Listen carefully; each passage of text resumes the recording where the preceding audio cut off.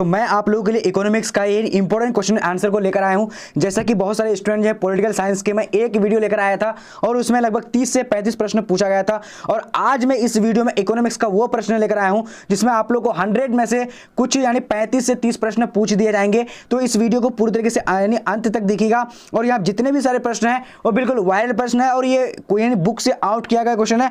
पूरी तरीके से बने रहिएगा। तो चलिए हम लोग बिना टाइम वेस्ट करते हुए आज की इस वीडियो को शुरू करते हैं। और आ चुका है तो सबको यहाँ पे क्या करना है, कमेंट बॉक्स में आंसर बताना है कौन सा करेक्ट होगा। विकासात्मक व्यय के प्रमुख उदाहरण है। जी हाँ, तो विकासात्मक व्यय के प्रमुख उदाहरण क्या है, तो यहाँ पे आपको राइट आंसर बताना है कमेंट बॉक्स में। तो यहाँ पे राइट आंसर कौन सा हो जाएगा, ऑप्शन नंबर डी हो जाएगा। जी हाँ, इनमें से सभी हो जाएगा। इन्हें सड़क भी हो जाएगा, अस्पताल भी हो जाएगा और बिजली भी हो जाएगा, इसलिए आपका डी ऑप्शन करेक्ट हो जाएगा। अब इसी तरह नेक्स्ट क्वेश्चन देखेंगे, क्वेश्चन नंबर 2। और आपको सारे क्वेश्चन का इसी तरह कमेंट बॉक्स में आंसर बताना है और आपको क्लास को स्किप नहीं करना है, आपको क्लास को लास्ट तक जरूर देखना है। काफी इंपॉर्टेंट क्लास है। यानी ये जो मॉडल पेपर है आपका, ये लेटेस्ट मॉडल पेपर है 2022 एनुअल बोर्ड एग्जाम का। क्वेश्चन नंबर 2 स्क्रीन पे है। बिहार में प्रति व्यक्ति आय है। जी हाँ, बिहार में प्रति व्यक्ति आय कितना है, तो यहाँ पे आपको राइट आंसर बताना है कौन सा ऑप्शन करेक्ट होगा क्वेश्चन नंबर 2 का। तो यहाँ पे आपका जो right answer option number A हो जाएगा। जी हाँ, यानी 46,664 रुपये यानी क्या है, बिहार का प्रति व्यक्ति आय है। चलिए अब इसी तरह नेक्स्ट क्वेश्चन देख लेंगे हम लोग, क्वेश्चन नंबर 3। और आप लोग इसी तरह कमेंट बॉक्स में अपना आंसर बताते चलेगा सारे क्वेश्चन का।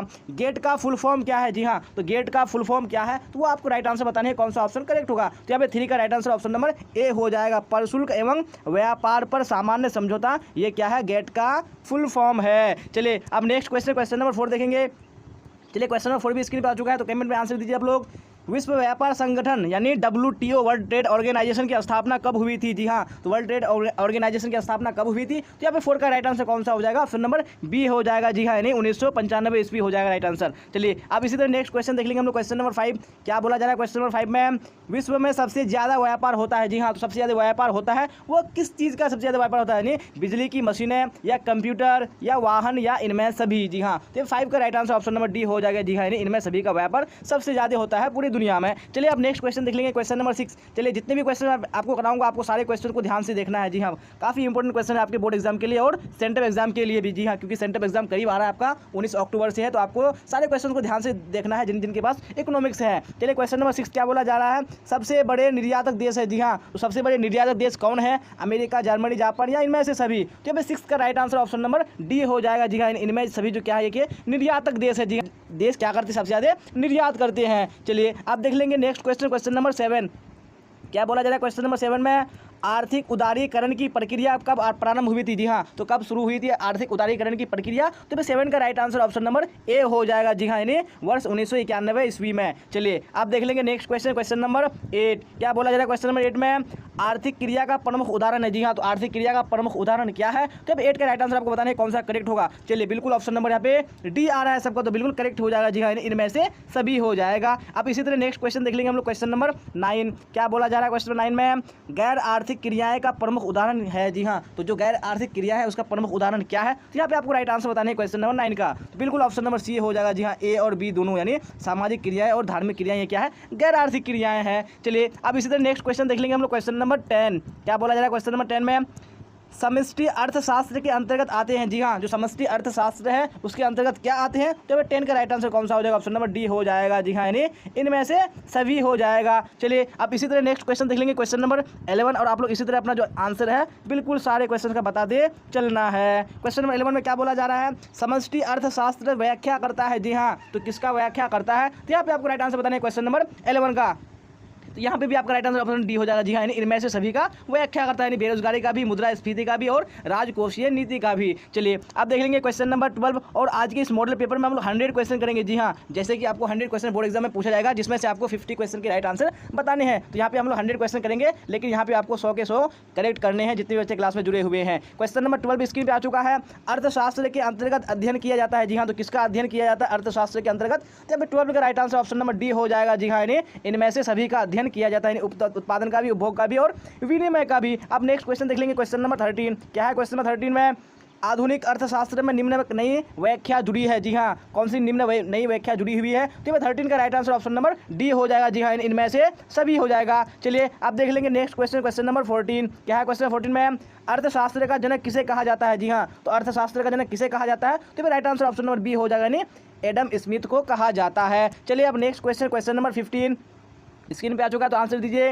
निम्न में से एडम स्मिथ का कार्यकाल कब था? जी हाँ, तो कौन सा कार्यकाल था एडम स्मिथ का? तो 15 का right answer option number B हो जाएगा। जी हाँ, 1723 से 1790 ईस्वी। चलिए अब नेक्स्ट क्वेश्चन नंबर 16 देख लेंगे हम लोग, क्या बोला जा रहा है क्वेश्चन नंबर 16 में। चलिए सारे आंसर देने की कोशिश करेंगे एक साथ कमेंट बॉक्स में। अर्थशास्त्र अंग्रेजी शब्द का किसका हिंदी रूपांतर है? जी हाँ, तो अर्थशास्त्र जो अंग्रेजी शब्द है ये हिंदी रूपांतर किसका है? यानी इकोनॉमिक्स का या इकोनॉमी या इकोनॉमिक या इनमें से कोई नहीं। तो 16 का right answer option number A हो जाएगा, यानी इकोनॉमिक्स का। चलिए आप देख लेंगे नेक्स्ट क्वेश्चन नंबर 17। चलिए तो 17 का भी आप लोग आंसर दीजिए क्वेश्चन नंबर 16 की तरह, जिस तरह आप लोगों ने करेक्ट आंसर दिया है। इकोनॉमिक्स शब्द बना है, जी हाँ, तो इकोनॉमिक्स शब्द बना है वो किस भाषा से बना है? तो 17 का right answer option number A हो जाएगा। जी हाँ, यानी ग्रीक भाषा से बना है, तो right answer option number A हो जाएगा। अब देख लेंगे नेक्स्ट क्वेश्चन नंबर 18। क्या है क्वेश्चन नंबर 18 में? इकोनॉमिक्स शब्द उत्पन्न हुआ है, जी हाँ, तो किससे उत्पन्न हुआ है? तो 18 का right answer option number A हो जाएगा। जी हाँ, यानी ओकोनोमिया से उत्पन्न हुआ है इकोनॉमिक्स शब्द। चलिए आप देख लेंगे नेक्स्ट क्वेश्चन नंबर 19। क्या है क्वेश्चन नंबर 19 में? ओकोनोमिया शब्द बना है, जी हाँ, जो ओकोनोमिया शब्द है वो बना है, वो किससे बना है? तो 19 का राइट आंसर ऑप्शन नंबर क्या हो जाएगा? ए हो जाएगा। जी हाँ, यानी ओकोस तथा नोमोस हो जाएगा। बिल्कुल correct answer option number A हो जाएगा। चलिए अब नेक्स्ट क्वेश्चन देख लेंगे हम लोग, क्वेश्चन नंबर 20। क्या बोला जा रहा है क्वेश्चन नंबर 20 में? ओकोस शब्द का, जी हाँ, ओकोस का शाब्दिक अर्थ क्या है? तो आपको यहाँ पे शाब्दिक अर्थ बताने हैं, तो 20 का right answer option number A हो जाएगा, यानी आवास। चलिए आप देख लेंगे नेक्स्ट क्वेश्चन नंबर 20 तक हम लोगों ने कर लिया है। क्या है क्वेश्चन नंबर 21 में? नोमोस का शाब्दिक अर्थ क्या है? जी हाँ, जो नोमोस है उसका शाब्दिक अर्थ क्या होगा? तो 21 का राइट आंसर ऑप्शन नंबर क्या हो जाएगा? बी हो जाएगा। जी हाँ, यानी कानून हो जाएगा। चलिए अब देख लेंगे हम लोग अगला क्वेश्चन, यानी क्वेश्चन नंबर 22। क्या बोला जा रहा है क्वेश्चन नंबर 22 में? चलिए सारे एक साथ कमेंट में आंसर देने की कोशिश करेंगे।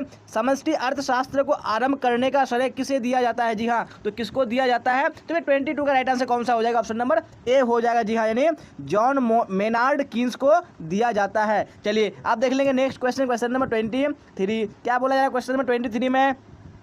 किस दशक में महान मंदी हुई थी? जी हाँ, तो कौन से दशक में महान मंदी हुई थी? तो 23 का राइट आंसर कौन सा हो जाएगा? ऑप्शन नंबर बी हो जाएगा। जी हाँ, यानी 1930 के दशक में। जी हाँ, कुछ बच्चे यहाँ पे कंफ्यूज होंगे कि सर 1929 में हुआ था, तो यहाँ पे 1929 क्यों नहीं हुआ? जी हाँ, तो यहाँ पे आपको क्या बोला है? दशक बोला है, तो यहाँ पे राइट आंसर क्या हो जाएगा? 1930 हो जाएगा। लेकिन आपको अगर यहाँ पे क्या बोलता, यानी कौन सा वर्ष बोलता है, तो यहाँ पे वर्ष 1929 हो जाता। तो यहाँ पे आपको कन्फ्यूजन नहीं होना है, तो आपका ऑप्शन नंबर बी हो जाएगा इस क्वेश्चन के हिसाब से। चलिए अब नेक्स्ट क्वेश्चन देख लेंगे हम लोग, क्वेश्चन नंबर 24। क्या बोला जा रहा है क्वेश्चन नंबर 24 में? व्यष्टि अर्थशास्त्र के अंतर्गत अध्ययन किया जाता है। जी हाँ, तो क्या अध्ययन किया जाता है? तो 24 का राइट आंसर कौन सा हो जाएगा? ऑप्शन नंबर डी हो जाएगा। जी हाँ, यानी उपरोक्त सभी हो जाएगा। जी हाँ, यहाँ पे दो वर्ड आ रहा है, एक आता है समष्टि और एक आता है व्यष्टि। जी हाँ, अगर समष्टि अर्थशास्त्र रहेगा तो यहाँ पे माइक्रो इकोनॉमिक्स हो जाएगा, और व्यष्टि अर्थशास्त्र रहेगा तो यहाँ पे क्या हो जाएगा आपका? यानी मैक्रो इकोनॉमिक्स हो जाएगा। चलिए आप देख लेंगे नेक्स्ट क्वेश्चन नंबर 25। क्या बोला जाएगा क्वेश्चन नंबर 25 में? पूंजीवादी अर्थव्यवस्था निम्न में से कौन देश में है? जी हाँ, तो कौन से देश में है? तो 25 का right answer option number D हो जाएगा। जी हाँ, यानी उपरोक्त सभी देशों में क्या है? पूंजीवादी अर्थव्यवस्था है। चलिए अब नेक्स्ट क्वेश्चन नंबर 26। क्या है 26 में? भारत की अर्थव्यवस्था है। जी हाँ, तो भारत की अर्थव्यवस्था कैसी है? तो 26 का राइट आंसर कौन सा हो जाएगा? ऑप्शन नंबर सी हो जाएगा। जी हाँ, यानी मिश्रित अर्थव्यवस्था है। चलिए अब नेक्स्ट क्वेश्चन नंबर 26 हो चुका है। 27 देख लेंगे। क्या है 27 में? खुली अर्थव्यवस्था के प्रमुख देशों का उदाहरण है। जी हाँ, तो प्रमुख देशों का उदाहरण क्या हो जाएगा यहाँ पे? 27 का right answer option number C हो जाएगा। जी हाँ, ए और बी दोनों राइट आंसर हो जाएगा। चलिए अब नेक्स्ट क्वेश्चन देख लेंगे हम लोग, क्वेश्चन नंबर 28। क्या है 28 में? बंद अर्थव्यवस्था निम्न में कौन सा देशों में प्रचलित है? जी हाँ, तो कौन से देशों में प्रचलित है? तो 28 का right answer option number B हो जाएगा, यानी उत्तरी कोरिया हो जाएगा। चलिए तो आप लोग स्पीड में आंसर देने की कोशिश करेंगे। जितने भी बच्चे क्लास में जुड़े हुए हैं और क्लास अच्छी लग रही है तो लाइक कर देना और शेयर कर देना है। और आपका अगर कोई डाउट हो तो आप कमेंट बॉक्स में पूछ सकते हैं, और डिस्क्रिप्शन में टेलीग्राम चैनल का लिंक दिया हुआ। जी हाँ, आपको टेलीग्राम में हर में जुड़ जाना है, क्योंकि वहाँ पे आपको जितना भी इन्फॉर्मेशन होता है, जितना भी क्लास का नोटिफिकेशन होता है और जो PDF नोट्स होता है वहीं पे आपको डाला जाता है। चलिए तो वहाँ पे आपको हर हाल में जुड़ जाना है। चलिए क्वेश्चन नंबर 29 स्क्रीन पे आ चुका है। क्या है? अर्थव्यवस्था को कौन क्षेत्रों में बांटा गया है? जी हाँ, तो कौन क्षेत्रों में बांटा गया है? तो 29 का राइट आंसर हो जाएगा ऑप्शन नंबर डी हो जाएगा। जी हाँ, यानी इनमें से सभी क्षेत्रों में बांटा गया है, यानी प्राथमिक, द्वितीयक और तृतीयक क्षेत्र।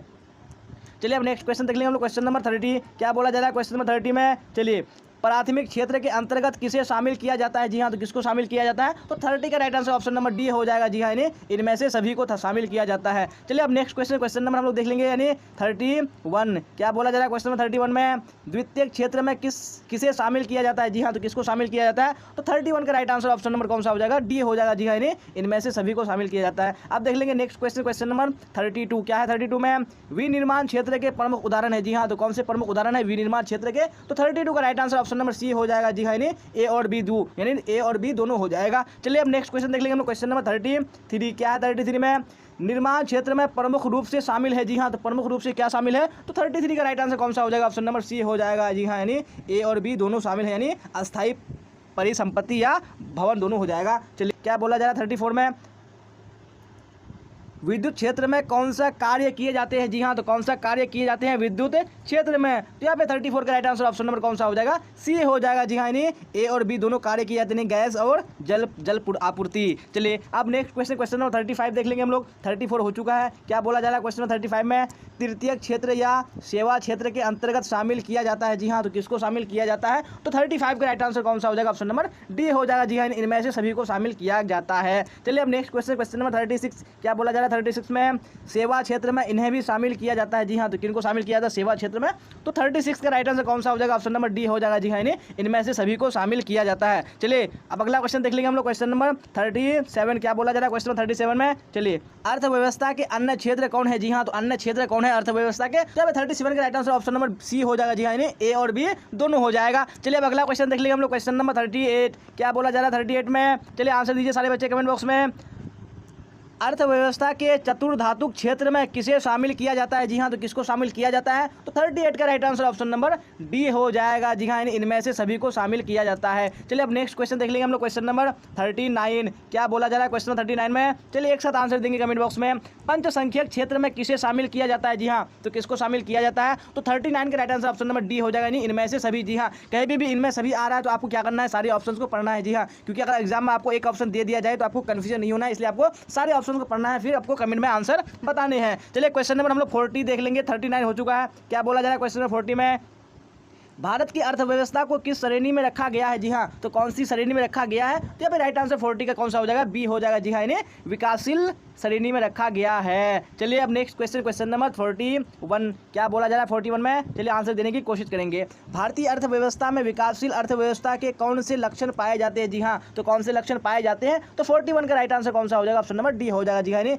इनमें से सभी लक्षण पाए जाते हैं। तो आपको सिर्फ इनमें से सभी ऑप्शन देख के आपको क्लिक नहीं करना है, आपको सारे ऑप्शन को पढ़ना है, फिर आपको आंसर देना है जी हाँ, क्योंकि आप यहाँ पे एक ऑप्शन भी सही हो सकता है, तो आपको ऐसी गलती एग्जाम में नहीं करना है। चलिए 42 देख लेंगे हम लोग। क्या बोला जा रहा है क्वेश्चन 42 में, क्षेत्रफल की दृष्टि से भारत का विश्व में कौन सा स्थान प्राप्त है जी हाँ, तो कौन सा स्थान प्राप्त है, तो मैं 42 का राइट आंसर कौन सा हो जाएगा, ऑप्शन नंबर बी हो जाएगा जी हाँ, इन्हें 7वां स्थान प्राप्त है क्षेत्रफल की दृष्टि से। अब देख लेंगे हम लोग नेक्स्ट क्वेश्चन नंबर 43 क्या है 43 में, भारत के सकल घरेलू उत्पाद की सबसे ज़्यादा योगदान किन क्षेत्र की है जी हाँ, तो कौन से क्षेत्र की ज़्यादा योगदान है, तो 43 का right answer option number C हो जाएगा जी हाँ, यानी तृतीय क्षेत्र की सबसे ज़्यादा योगदान है किसमें, यानी सकल घरेलू उत्पाद में। चलिए अब नेक्स्ट क्वेश्चन देख लेंगे हम लोग। क्वेश्चन नंबर 44 क्या बोला जा रहा है 44 में, मिश्रित अर्थव्यवस्था क्या है जी हाँ, तो मिश्रित अर्थव्यवस्था क्या है, तो 44 का राइट आंसर कौन सा हो जाएगा, बिल्कुल ऑप्शन नंबर सी हो जाएगा, बिल्कुल सही है, यानी सार्वजनिक एवं निजी क्षेत्र का क्या है, सह अस्तित्व है। चलिए अब देख लेंगे हम लोग अगला क्वेश्चन, यानी क्वेश्चन नंबर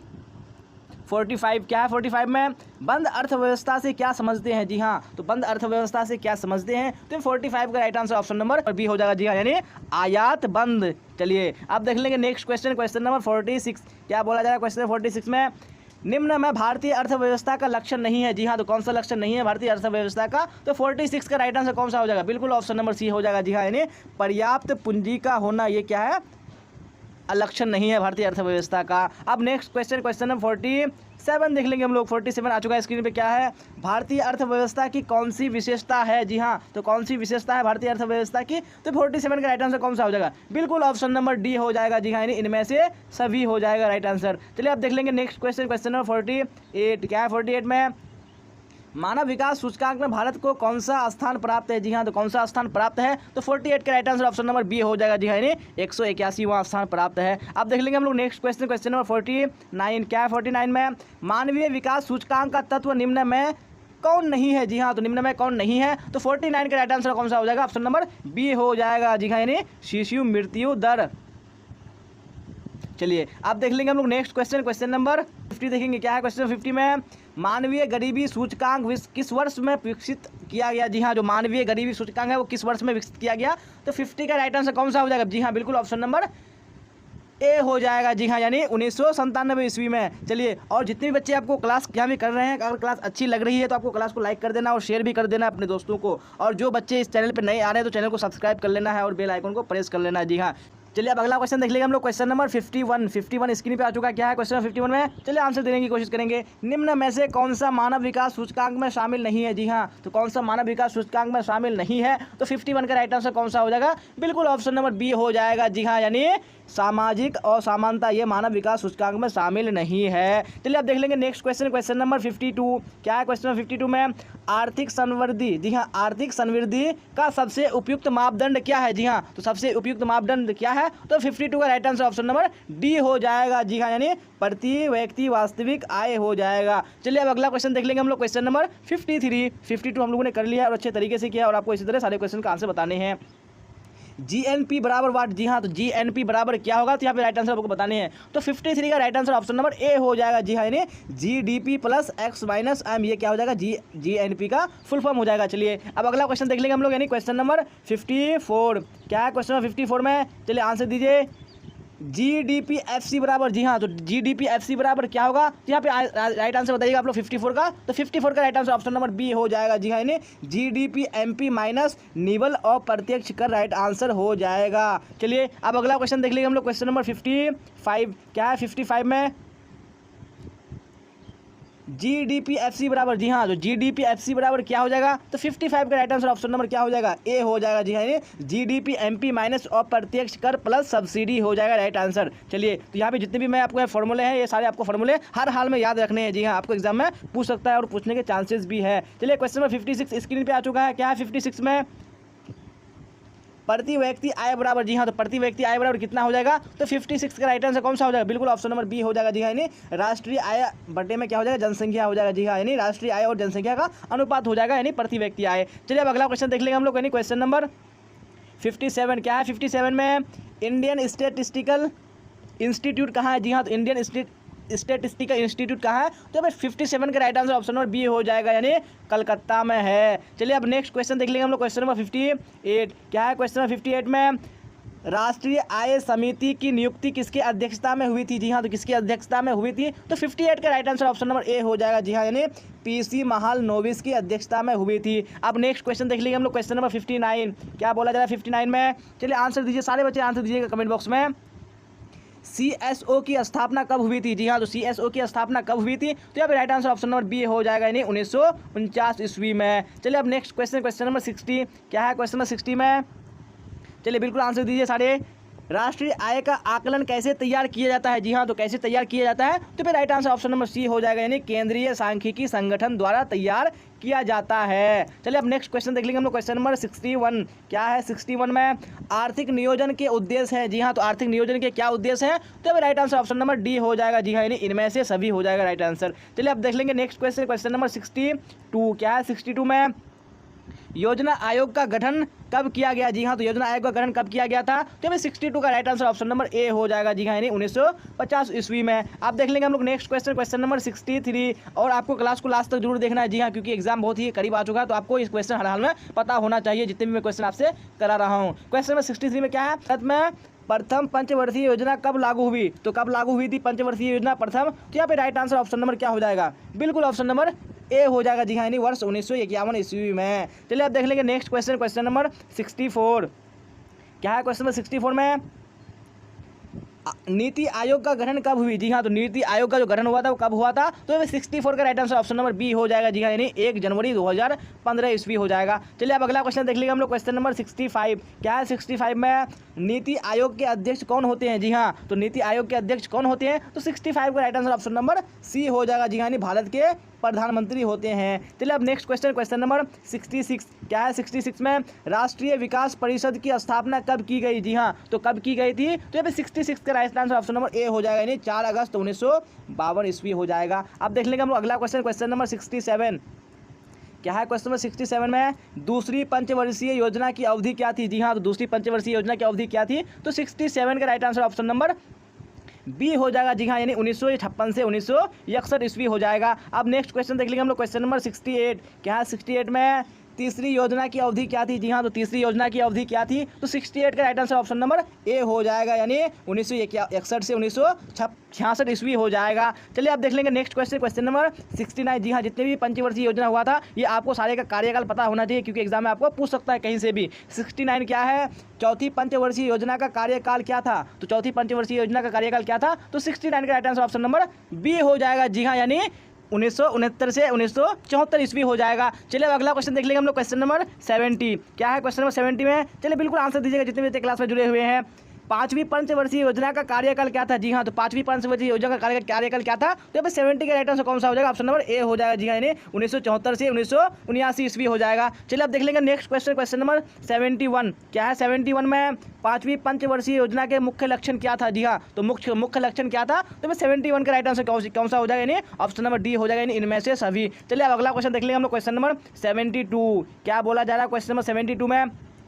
20 सूत्री कार्यक्रम शुरू किया गया। जी हाँ, तो कब शुरू किया गया था 20 सूत्री कार्यक्रम? तो फिर right answer option number A हो जाएगा, यानी वर्ष 1975 ईस्वी में। चलिए अब नेक्स्ट क्वेश्चन देख लेंगे हम लोग, क्वेश्चन नंबर 73। छठी पंचवर्षीय योजना का कार्यकाल बताएं। जी हाँ, तो योजना का कार्यकाल बताना आपको, छठी पंचवर्षीय योजना। तो यहाँ पे 73 का right answer option number A हो जाएगा। जी हाँ, यानी 1980 ईस्वी से 1985 ईस्वी हो जाएगा। चलिए अब अगला क्वेश्चन देख लेंगे हम लोग, यानी क्वेश्चन नंबर 60 यानी 74 देख लेंगे। क्या बोला जा रहा है 74 में? छठी पंचवर्षीय योजना का मुख्य लक्षण क्या था? जी हाँ, तो क्या मुख्य लक्षण था? तो हमें 74 का right answer option number D हो जाएगा। जी हाँ, यानी इनमें से सभी हो जाएगा। चलिए आपको सारे को याद रखना है, यानी जो कौन सा मुख्य लक्षण था कौन से पंचवर्षीय योजना का। अगला क्वेश्चन देख लेंगे हम लोग, क्वेश्चन नंबर 75 में क्या है? सातवीं योजना का कार्यकाल बताएं। जी हाँ, तो सातवीं योजना का कार्यकाल क्या था? तो 75 का right answer option number A हो जाएगा। जी हाँ, यानी 1985 ईस्वी से 1990 ईस्वी हो जाएगा। चलिए अब अगला क्वेश्चन देख लेंगे हम लोग, यानी क्वेश्चन नंबर 76। क्या बोला जा रहा है 76 में? 8वीं योजना का कार्यकाल बताएं। जी हाँ, तो आठवीं योजना का कार्यकाल क्या था? तो 76 का राइट आंसर कौन सा हो जाएगा? ऑप्शन नंबर ए हो जाएगा। जी हाँ, यानी 1992 ईस्वी से 1997 ईस्वी हो जाएगा। चलिए अब अगला क्वेश्चन देख लीजिए हम लोग, यानी क्वेश्चन नंबर 77। क्या बोला जा रहा है क्वेश्चन नंबर 77 में? 12वीं पंचवर्षीय योजना की अवधि क्या थी? जी हाँ, तो क्या अवधि थी? तो 77 का राइट आंसर कौन सा हो जाएगा? ऑप्शन नंबर ए हो जाएगा, यानी 2012 ईस्वी से 2017 ईस्वी हो जाएगा। चलिए जितनी भी मैंने आपको पंचवर्षीय योजना का कार्यकाल बताया, आपको सारे को याद रखना है, क्योंकि आपको कोई सा भी एग्जाम में पूछ सकता है। क्या बोला जा रहा है क्वेश्चन नंबर 78 में? अर्थव्यवस्था की केंद्रीय समस्या है। जी हाँ, तो कौन सी केंद्रीय समस्या है? तो 78 का right answer option number D हो जाएगा। जी हाँ, यानी इनमें से सभी क्या है? यानी ये केंद्रीय समस्या है, सेंट्रल प्रॉब्लम है। चलिए अगला क्वेश्चन देख लीजिए हम लोग, क्वेश्चन नंबर 79। क्या 79 में? किस अर्थव्यवस्था में मूल्य संयंत्र आधार पर निर्णय लिया जाता है? जी हाँ, तो कौन सी अर्थव्यवस्था में? तो 79 का right answer option number B हो जाएगा, यानी पूंजीवादी अर्थव्यवस्था में। अब देख लेंगे नेक्स्ट क्वेश्चन, क्वेश्चन नंबर 80। क्या है 80 में? उपयोगिता का गणनवाचक सिद्धांत का प्रतिपाद कौन थे? जी हाँ, तो कौन प्रतिपाद थे? तो 80 का right answer option number A हो जाएगा, यानी मार्शल राइट आंसर हो जाएगा। अब अगला क्वेश्चन देख लेंगे, क्वेश्चन नंबर 81। क्या बोला जा रहा है क्वेश्चन में 81 में? चलिए आंसर दीजिएगा। मांग की लोच का मापन होता है। जी हाँ, तो मांग की लोच का मापन होता है, क्या होता है? तो फिर राइट आंसर ऑप्शन नंबर क्या हो जाएगा? बी हो जाएगा, यानी ऋणात्मक होता है। चलिए अब अगला क्वेश्चन देख लेंगे, यानी क्वेश्चन नंबर 82। क्या है क्वेश्चन में 82 में? किसी वस्तु में मानवीय आवश्यकता की पूर्ति करने की क्षमता को क्या कहते हैं? जी हाँ, तो क्या कहते हैं? तो ये 82 का right answer option number B हो जाएगा, यानी उपयोगिता कहते हैं। चलिए अगला क्वेश्चन देख लेंगे हम लोग, यानी क्वेश्चन नंबर 83। क्या है 83 में? ऐसी वस्तुएं जिनका एक दूसरे के बदले में प्रयोग किया जाता है, तो उसको कौन सी वस्तुएं बोलते हैं? तो 83 का right answer option number B हो जाएगा, यानी अस्थापन्न वस्तुएं बोलते हैं। आप देख लेंगे नेक्स्ट क्वेश्चन, क्वेश्चन नंबर 84। क्या है क्वेश्चन 84 में? चलिए आंसर दीजिए। उत्पत्ति ह्रास नियम लागू होने के मुख्य कारण क्या है? जी हाँ, तो क्या मुख्य कारण है? तो 84 का right answer option number C हो जाएगा, यानी ए और बी दोनों क्या है? मुख्य कारण है। आप देख लेंगे नेक्स्ट क्वेश्चन, क्वेश्चन नंबर 85। क्या है क्वेश्चन 85 में? चलिए आंसर दीजिए। अवसर लागत का वैकल्पिक नाम क्या है? जी हाँ, तो अवसर लागत का वैकल्पिक नाम क्या है? तो ये right answer option number A हो जाएगा, यानी आर्थिक लागत हो जाएगा। अब नेक्स्ट क्वेश्चन देख लेंगे हम लोग, क्वेश्चन नंबर 86। क्या है क्वेश्चन नंबर 86 में? यदि किसी वस्तु की कीमत में 60% की वृद्धि तथा पूर्ति में 5% की वृद्धि हो, ऐसी वस्तु की पूर्ति होगी, तो उसकी पूर्ति क्या होगी? तो भाई 86 का right answer option number C हो जाएगा। जी हाँ, यानी क्या होगी? बेलोचदार होगी। चलिए अब अगला क्वेश्चन देख लेंगे हम लोग, क्वेश्चन नंबर 87 में। क्या है क्वेश्चन 87 में? किसी वस्तु की कीमत मांग और पूर्ति द्वारा निर्धारित होता है, तो ये किसने कहा था? तो ये बात किसने कहा था? तो 87 का right answer option number C हो जाएगा, यानी मार्शल ने कहा था। आप देख लेंगे नेक्स्ट क्वेश्चन, क्वेश्चन नंबर 88। क्या है क्वेश्चन नंबर 88 में? एकाधिकार की मुख्य विशेषताएं हैं। जी हाँ, तो एकाधिकार की मुख्य विशेषताएं क्या है? तो भाई 88 का right answer option number D हो जाएगा, यानी इनमें से सभी हो जाएगा। चलिए अगला क्वेश्चन देख लिए हम लोग, क्वेश्चन नंबर 89। क्या बोला जा रहा है क्वेश्चन में 89 में? मूल्य विभेद किस बाजार में पाया जाता है? जी हाँ, तो कौन से बाजार में पाया जाता है? तो 89 का right answer option number C हो जाएगा, यानी एकाधिकार बाजार में पाया जाता है। अब अगला क्वेश्चन देख लिए हम लोग, क्वेश्चन नंबर 91। क्या है क्वेश्चन नंबर 91 में? फर्म के संतुलन की शर्त है। जी हाँ, तो क्या शर्त है फर्म के संतुलन की? तो 91 का ऑप्शन नंबर ए हो जाएगा, यानी MC बराबर MR हो जाएगा। चलिए अगला क्वेश्चन देख लिया हम लोग, क्वेश्चन नंबर 92। क्या है 92 में? सरकार के कर राजस्व में शामिल है। जी हाँ, तो क्या शामिल है? तब 92 का right answer option number D हो जाएगा, यानी इनमें से सभी। जहाँ पे भी आपको इनमें से सभी आ रहा है तो आपको सिर्फ टिक नहीं करना है, आपको सारे ऑप्शन को पढ़ना है और आपको याद रखना है। जी हाँ, क्योंकि आपको एग्जाम में इस तरह का इनमें सभी वाला ऑप्शन यानी बहुत ही कम मिलेगा, तो आपको सारे ऑप्शन को ध्यान से पढ़ना है। चलिए अगला क्वेश्चन देख लेंगे हम लोग, क्वेश्चन नंबर 93। क्या है क्वेश्चन 93 में? व्यापार चक्र उत्पन्न होने के कारण। जी हाँ, तो व्यापार उत्पन्न यानी चक्र उत्पन्न होने के कारण, तो यहाँ पे राइट आंसर कौन सा हो जाएगा? तो 93 का ऑप्शन नंबर सी हो जाएगा। जी हाँ, यानी ए और बी दोनों हो जाएंगे, और अपस्फीतिक दशाएं और स्फीतिक दशाएं हो जाएगा। चलिए अगला क्वेश्चन देख लेंगे हम लोग, क्वेश्चन नंबर 94। क्या है क्वेश्चन 94 में? अतिरिक्त मांग उत्पन्न होने के कारण है। जी हाँ, तो क्या कारण है? तो भाई 94 का right answer option number D हो जाएगा, यानी इनमें से सभी राइट आंसर हो जाएगा। अब अगला क्वेश्चन देख लेंगे हम लोग, क्वेश्चन नंबर 95। क्या बोला जा रहा है क्वेश्चन नंबर 95 में? अपस्फीति अंतराल की प्रमुख दशाएं। जी हाँ, तो प्रमुख दशाएं क्या है? तो यहाँ पे 95 का right answer option number D हो जाएगा, यानी इनमें से सभी हो जाएगा। चलिए अब अगला क्वेश्चन देख लेंगे हम लोग, क्वेश्चन नंबर 96। क्या बोला जा रहा है 96 में?